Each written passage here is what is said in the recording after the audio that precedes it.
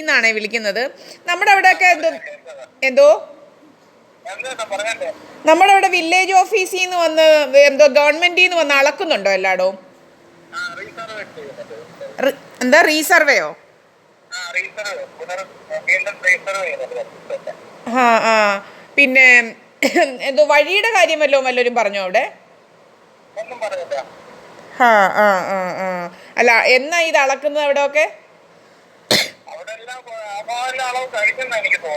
ആ നമ്മുടേത് അളന്നില്ല, എന്തോ കാട് വെട്ടി തെളിക്കാനെന്നാണ്ട് പറഞ്ഞെന്ന് പറയുന്നത് കേട്ട്.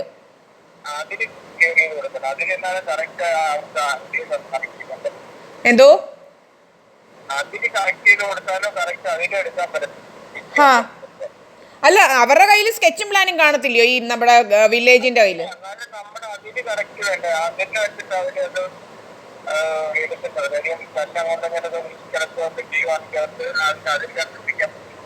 അതുപോലെ നമ്മുടെ അതുപോലെ നമ്മുടേത് വസ്തു എടുത്തവരുടെയൊക്കെ നമുക്ക് വിട്ടു കിട്ടത്തില്ലയോ? അതോ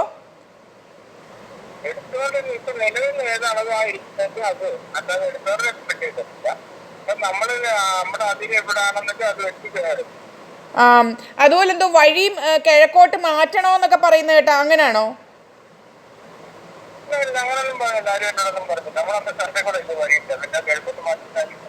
അതുപോലെ അവര് പറയുന്നത് എന്തോ കമലാക്ഷി എന്ന് പറയുന്നവർ നമ്മൾ വഴി എഴുതി കൊടുത്തത്. നമ്മൾ വഴിയൊന്നും എഴുതി കൊടുത്തിട്ടില്ല, നിങ്ങൾക്ക് അറിയാമല്ലോ. നമുക്കും കൂടെ എന്തോ ഉപയോഗിക്കാൻ വേണ്ടിയാണ് നമ്മൾ വഴി ഇട്ടിരിക്കുന്നത്. അല്ലാതെ 3-4 സെന്റ് വസ്തുവിന് ഒരു 1.5 ലക്ഷം രൂപ കൊടുത്തേച്ച് നമ്മൾ വഴി കൊടുക്കുമോ? കൊടുക്കത്തില്ല.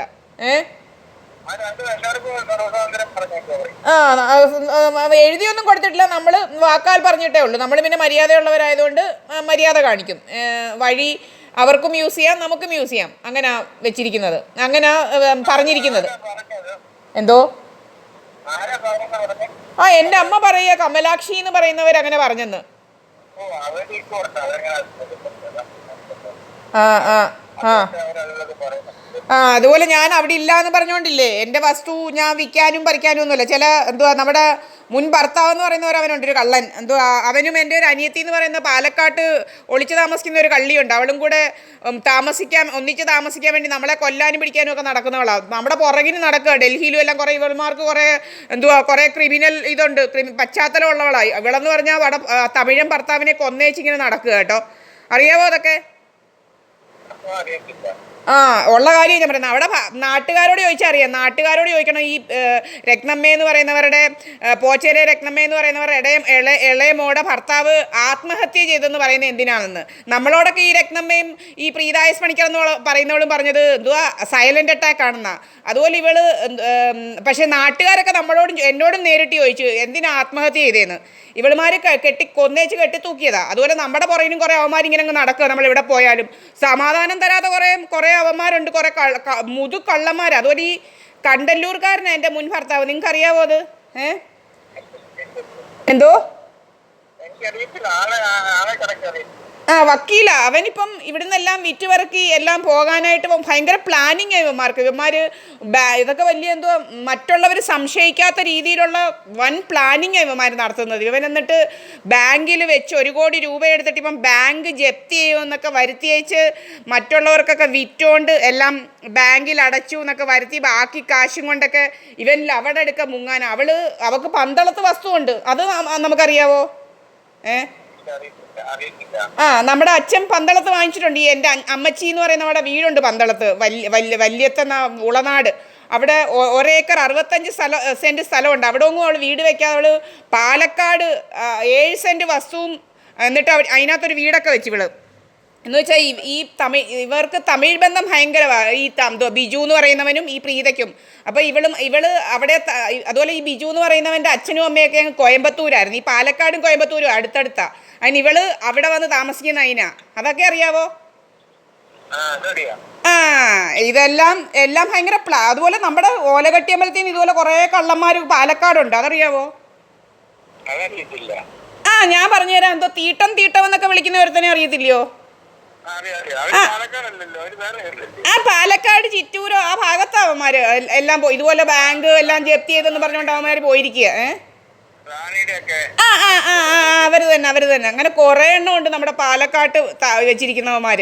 ഇവർക്ക് നല്ല ക്രിമിനൽ ബന്ധം ഈ പ്രീത എന്ന് പറയുന്നവൾ. അവൾ കണ്ട എന്തുവാ ഈ കൂടത്തായി ജോളിയുടെ പത്തരം മാറ്റാ ഇവളിങ്ങനെ നടക്കുക. നമ്മളെ എങ്ങനെങ്കിലും വക വരുത്തിയേച്ച് ഈ നമ്മുടെ വെള്ളത്തിൽ കൂടെയും നമ്മുടെ മണ്ടയ്ക്കോട്ട് DDT അടിക്കുക, പല പല വേലകളാണ് ഇവിടെ കയ്യിലിരിക്കുന്നത്. ഇവൾ ആരാ മോളെന്നറിയോ? ഇവള് ഏതാണ്ട് എന്തുവാ ബീഫാം പഠിച്ചെന്നാ പറയുന്നത്. നമുക്കൊന്നും അറിയത്തില്ല ഇവളെ എന്തോ പഠിച്ചതെന്നൊന്നും. ഇതെല്ലാം നിങ്ങൾ നാട്ടുകാരറിയണം. നമ്മളെ ഇതുപോലെ ഇവളുടെ ഭർത്താവിനെ ഇവിടെ ഒറ്റയ്ക്കാക്കി മധുരയിൽ ആക്കിയേച്ചാൽ ഇവള് ഇനി പാലക്കാട് വന്നേച്ച് അവനെല്ലാം വകവരുത്തിയത്. അതുപോലെ നമ്മളെയും എല്ലാം ബന്ധമെല്ലാം ഒഴിഞ്ഞേച്ച് നമ്മുടെ വീട്ടിൽ ഒറ്റയ്ക്കാക്കി ഈ അമ്മച്ചിയും മോളും കൂടെ അങ്ങ് പാലക്കാട് പോയായിരുന്നു. അതറിയാവോ നമുക്ക്? അത് നമ്മുടെ 5-6 CCTV ഒക്കെ അടിച്ചു പൊട്ടിച്ച കാര്യങ്ങളൊക്കെ അറിയത്തില്ലയോ? ഒരു പെണ്ണ് തന്നെ, നിങ്ങൾ പറ, ഒരു പെണ്ണ് തന്നെ താമസിക്കുമ്പം 5-6-7 CCTV ഉള്ളൊരു വീട്ടിലാണ് ഞാൻ താമസിച്ചത്. ഒരു ഹരിദാസൻ എന്ന് പറയുന്ന അവിടെ ഒരു ഗുണ്ടയുടെ 2 മക്കളുണ്ട്, BJP-ക്കാർ. അവന്മാരെ അറിയാവോ?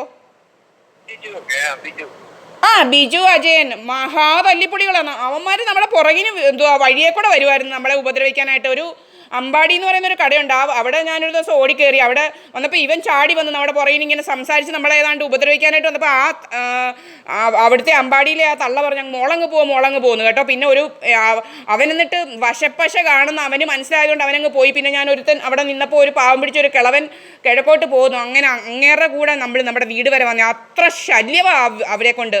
നിങ്ങൾക്ക് അറിയത്തില്ല ഇവന്മാരെ, കുറേ കൂണ്ടകളുണ്ട് അവിടെ കേട്ടോ. ഇവന്മാരെ ഒന്നും എന്തുവാ ഒരു കുട്ടൻ എന്ന് പറയുന്ന ഒരു കള്ളനുണ്ട് അവിടെ. അറിയത്തില്ലയോ അവനെ? സുബ്രഹ്മണ്യൻ. വടക്കേ താമസിക്കുന്നേ. ഇങ്ങനെ കുറേ എണ്ണം. അതുപോലെ നമ്മളിപ്പം ഡൽഹിയിലാണെങ്കിലും നമ്മളെ കൊണ്ട് അനാവശ്യ കഥയുണ്ടാക്കുക. നമ്മൾ കണ്ടവൻ്റെ കൂടെ, നമ്മളിവിടെ ജീവിക്കാൻ വന്ന മുക്കും ഗുജർ എന്ന് പറയുന്ന ഒരു വക്കീലിൻ്റെ കൂടെ താമസിക്കുന്നത്. പക്ഷേ നമ്മൾ കണ്ടവൻ്റെ കൂടെ എല്ലാം ജീവിക്കുമെന്ന് പറഞ്ഞുകൊണ്ട് നമ്മൾ പോകുന്ന എന്തുവാ റെൻറ്റിനെടുക്കുന്ന ഫ്ലാറ്റിൻ്റെയൊക്കെ ഓണറിനെ പിടിക്കുക. ഈ റെൻറ്റിന് നമ്മൾ താമസിക്കുമ്പം അവിടുത്തെ ഓണർമാർക്ക് കണ്ട പെണ്ണുങ്ങളുടെയൊക്കെ പേര് കണ്ട കഥകളുണ്ടാക്കാനുള്ള അവകാശം വല്ലതും ഉണ്ടോ? നിങ്ങൾ ഒരു പഞ്ചായത്ത് മെമ്പർ അല്ലയോ?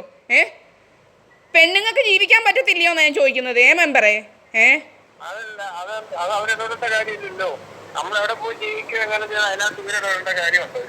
അല്ല, ഞാൻ പറയാ ഇങ്ങനെ നമ്മളെ ഉപദ്രവിക്കുക, നമ്മളെ എങ്ങനെങ്കിലും കൊന്നേച്ച്. ഇപ്പൊ ഉണ്ടല്ലോ ലൈഫ് ഇൻഷുറൻസ് തട്ടിപ്പീരും വെട്ടിപ്പീരും. നിങ്ങൾക്ക് അറിയത്തില്ലയോ ഇൻഷുറൻസ് തട്ടീരും വെട്ടീരിനെ കുറിച്ച്? അറിയാവോ? ആ സംഘമാണ് ഇവളുമാരിങ്ങനെ നടക്കുക. കണ്ട ആണുങ്ങളെ എല്ലാം പിടിച്ച് ഇവള് കല്യാണം കഴിച്ചത് തന്നെ അവനെ, ആ തമിഴ്നാട്ടുകാരനെ. 10 വർഷത്തിന് മുമ്പ് തികയുന്നതിന് മുമ്പ് അവനെ കെട്ടിത്തൂക്കിയ അവള് ഇൻഷുറൻസുമായിട്ട്. അവൻ 5 ലക്ഷം രൂപ കടവെന്നൊക്കെയാണ് വരുത്തിയത്. പാവം പിടിച്ചോ, നല്ല ഒന്നാന്തരം പഠിച്ചവനാകട്ടോ. നമുക്ക് അവനെ അറിയാം. അവൻ വാൻബറി, മാക്ലിയോട്സ്, അങ്ങനെ എന്തുവാ വലിയ വലിയ കമ്പനിയിൽ അവൻ ഏരിയ മാനേജറായിട്ട് വർക്ക് ചെയ്തവനാണ്. അവനെ കടവെന്ന് പറയേണ്ട യാതൊരു കാര്യമില്ല. ഇവളവനെ എന്തുവാ കുത്തുവാള എടുപ്പിച്ച് സത്യത്തിൽ. ഇവളെല്ലാം ഇവളുടെ കൂട്ടുകാരെ കൊണ്ട്, അവൻ്റെ കൂട്ടുകാരെ എല്ലാം കൊണ്ട് അവൻ്റെ കയ്യിലിരിക്കുന്ന കാശെല്ലാം വാങ്ങിച്ച് അവനെ കുത്തുവാള എടുപ്പിച്ച് വെച്ച് ഇവനെ വക വരുത്തിയവൾ. അത്ര കേമിയാണ്. നിങ്ങൾക്ക് ഇവളെ അറിയത്തില്ല. ഇവൾ നാളുകാരി. ഇപ്പം എൻ്റെ വീടും വസ്തുവും വേണമെന്ന് പറഞ്ഞുകൊണ്ട് വേറൊരു തള്ളച്ചിയും കൂടെ വന്ന് നിപ്പുണ്ട് എൻ്റെ വീട്ടിൽ. അതറിയാവോ? അയ്യോ, എൻ്റെ അമ്മച്ചിക്കൊരു ഇരട്ടയുണ്ട്. അവളും കൂടെ അവിടെ വന്ന് കിടക്കുക. എനിക്ക് എൻ്റെ അച്ഛൻ്റെ വകയെ കിട്ടിയതാണ്. 1 ഏക്കർ 46 സെൻറ്റ് സ്ഥലമുണ്ട്. ഇനി നിങ്ങളറിയണം, ഞാൻ ഒരവക്കും ഒരു രീതിയിലും കൊടുക്കാൻ ഉദ്ദേശിക്കുന്നില്ല ഇതൊന്നും കേട്ടോ.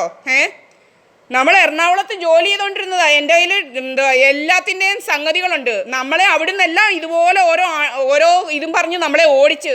ഈ കേരളത്തിലൊന്നും പോലീസും നിയമമൊന്നും ഇല്ലയോ? അതുപോലെ നമ്മൾ കാനഡയ്ക്ക് പോകാൻ എൻ്റെ കയ്യിലുണ്ട് സകല തെളിവും. കാനഡയ്ക്ക് പോകാൻ നമ്മളെല്ലാം ഇതാക്കി, നമ്മുടെ കാര്യങ്ങൾ നമ്മൾ കാനഡയിൽ പോകാനെല്ലാം ആക്കി വർക്ക് വിസയിൽ. എന്നിട്ട് അവന്മാർ നമ്മളെ വിസിറ്റേഴ്സ് വിസ എന്ന് പറഞ്ഞുകൊണ്ട് നമ്മളെ പറ്റിച്ച് നമുക്കിപ്പം വിസയില്ല, നമ്മൾ വിളിക്കുമ്പോൾ എടുക്കത്തില്ല. നമ്മുടെ 2.5 ലക്ഷം രൂപ അവന്മാർ മോട്ടിച്ചെടുത്തത്. ഇവളുമാരായി ഇതിൻ്റെ എല്ലാം പറയില്ല. ഇവന്മാർ നമ്മളെ ആരെ വിളിക്കുന്നു,